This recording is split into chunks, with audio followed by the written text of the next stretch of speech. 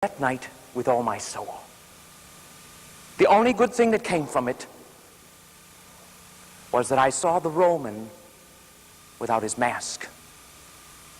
I saw the face of the beast. You know how it is when you're in love and it starts to go wrong, and it's all coming apart, and you pretend it isn't happening. Nothing was the same for us after Joshua died. I'm not talking about that hard edge that life takes on when you get older. No, our jobs weren't exciting anymore, and we were into marriage and raising our families and those hardships. We were working at Nazareth now, and every night we'd go into the synagogue to discuss and to pray. But the discussions just kept ending in anger, and the prayer was tense. Aaron seemed more and more restless, as if he didn't even enjoy being with us anymore. The wonderful humor he used to have turned sarcastic and bitter. And we all worried about him. But more often than not, the anger and the tension were caused because Shua was in the synagogue. I remember one night, but this would be typical. We were discussing the kingdom of Israel and when it would come. And as the discussion went on, I watched my brother drift farther and farther away from us.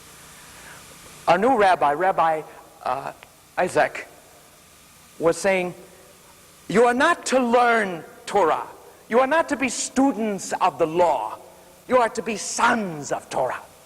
You are to live it, to breathe it, to be it.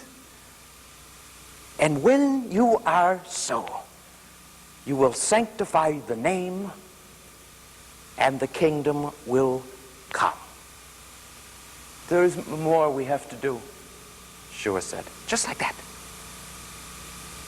There's more we have to do. We have to teach those who don't know Torah. We have to rescue the outcast because they have no one.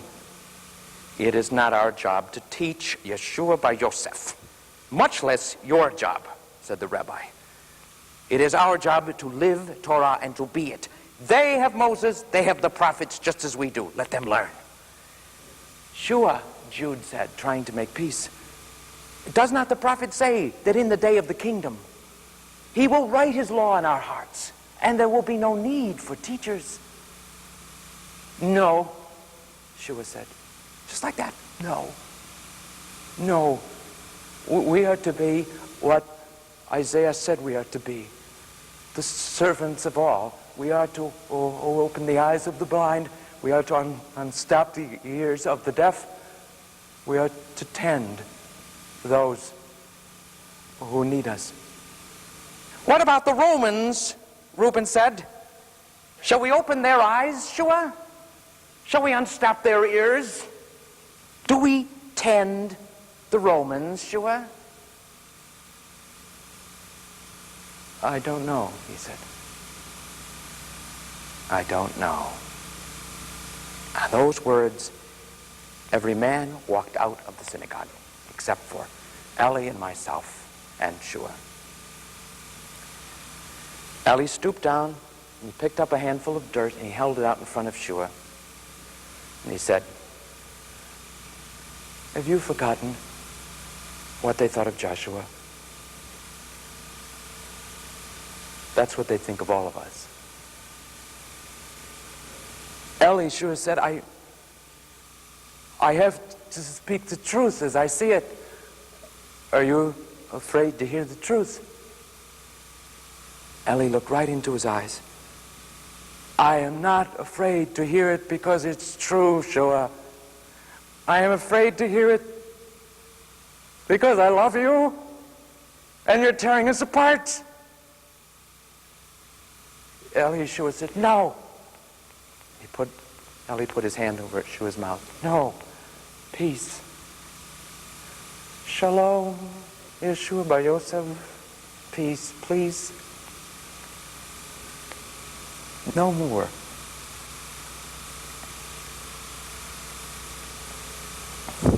No more. There was more. Our grief deepened when we heard that Aaron had stolen money from his father, called us all impotent fools, and gone away to live in Tiberias. Because by my own beliefs, I now had to regard Aaron, my dear childhood friend, as dead. Well, news came about a reformer named John the Baptizer. And we were excited because we thought this might signal the beginning of the kingdom. And several men of our village went down to see him and to find out what he was saying. And they came back impressed and more dedicated than ever to Torah. Shua went down to see him, and he stayed away a year. His parents seemed to accept us with serenity. But I saw his mother barely survive a serious illness. I saw his father starting to do the work of two men. I was the one who heard the criticism in the shop, in the marketplace, in the synagogue, leading me once to shout, "What are you asking me for? How am I supposed to know about him?" I'm feeling ashamed.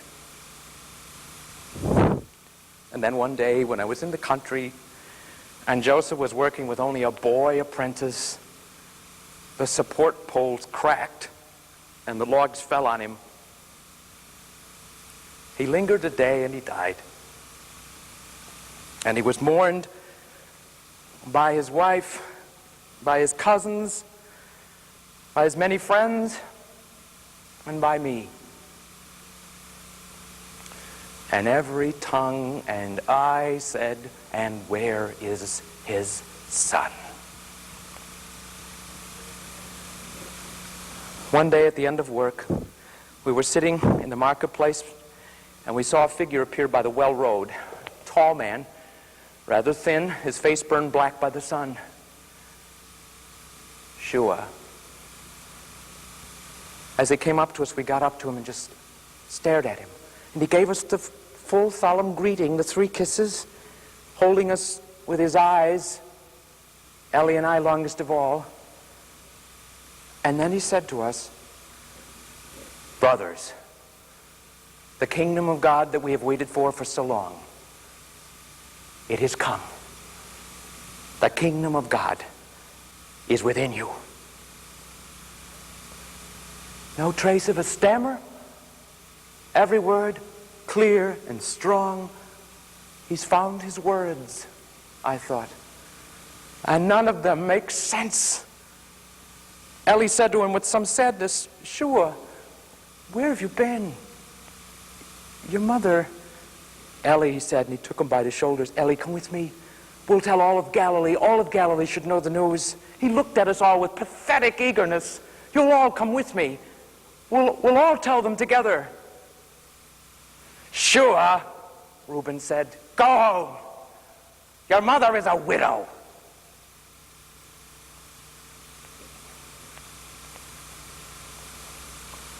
That was cruel.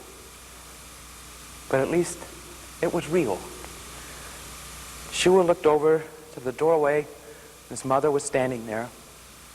And he went over, and she took him in her arms. I went with them to the grave.